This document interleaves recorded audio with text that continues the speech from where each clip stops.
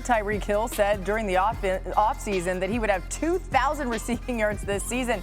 By the way, he's on pace to do it, okay? Hill is averaging over 123 receiving yards per game. If he maintains that pace for the final 5 games, he will become the first player in NFL history with 2,000 receiving yards in a season. We shouldn't have doubted it, okay? It's Whiteout Wednesday. Jan and Hawk, teach us something about Hill. In many people's eyes, he's probably the lead at MVP right now. I've said this for a while now. I think all of us undervalue how intelligent he is because of how dominant he is physically. This is going to be the long touchdown, at least the first long touchdown with him in the seam against Washington this past weekend. Talk us through it, Hawk. So Coach Wes Welker was asked to compare him and Randy Moss, and he said, no disrespect to Randy, but Tyreek can run all the routes. And let me show you exactly what he means by that. He runs every route on the outside like he's the best receiver in football, and when he's in the slot, he does the same. Right here is a seam route. So a seam route, which is different than an inside fade, because the inside fade is going to be outside the numbers. Yep. The seam route is going to be down the middle, and it's called a seam because you're attacking the edges of coverage responsibilities on the defense, right? Yep. So if it's a zone, if there's a free safety and a cover 3 corner down here, you're trying to get right down the middle. Now, right here, we have a single high safety. They're man-to-man down low, which is why I have no idea why you would do that on Tyreek Hill. Correct. It's a death sentence. But because of that, watch how he runs this, because here's where the detail comes in.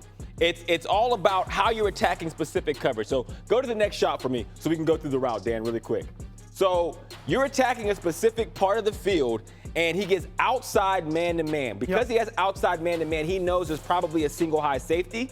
But what you have to do is you have to hold this defender where he's trying to protect. Okay. So he is going to outside release to the top of the numbers. The seam is at the top of the numbers, on the numbers to 3 yards inside of it. Okay, so one more time, take it back.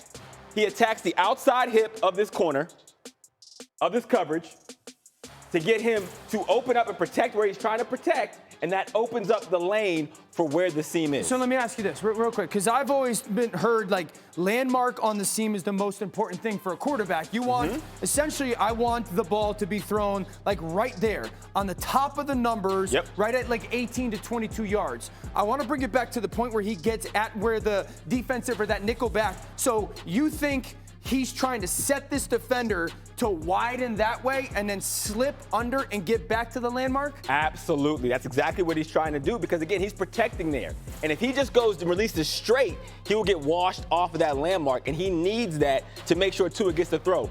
Give me the last angle one more time, the next one, and I'll show you what that means, Dan. And this is why this is a seam. I ran a lot of these as a slot receiver, as you can imagine. So he's going to release outside here, right? And he's going to get to that landmark. The reason why that is the seam is because if there's a safety in the middle of the field, that is the spot, the edge of the coverage, where you can protect that receiver from getting blasted by that free safety. He cannot get there fast enough to make that play if you get to your landmark on time. I want to ask you something. So oftentimes when we talk about the go route on the outside, right? When receivers go like inside that defensive back, we often say you got to stack them to get back outside, meaning you got to get back on top of that defensive back. Is that still a same rule in this situation? Because he goes inside the leverage, but then it looks like he tries to stack him. You think he's trying to stack him or get away from the safety? He's trying to get away from the safety because he knows that free safety is over there and he can't get there. But on top of that, I mean, it's probably called like a stomp, but he sees the coverage and he says, oh, I know I can take this inside, turn it into a seam. And of course, him and Tua, they're cooking with oil because they're just on the same page constantly. It turns into a 70-yard touchdown. See, that's what I think. Like, he's so physically talented, but in many ways, it sounds like he just created his own route in that situation. This is why he's special. It's to Wes Welker's point.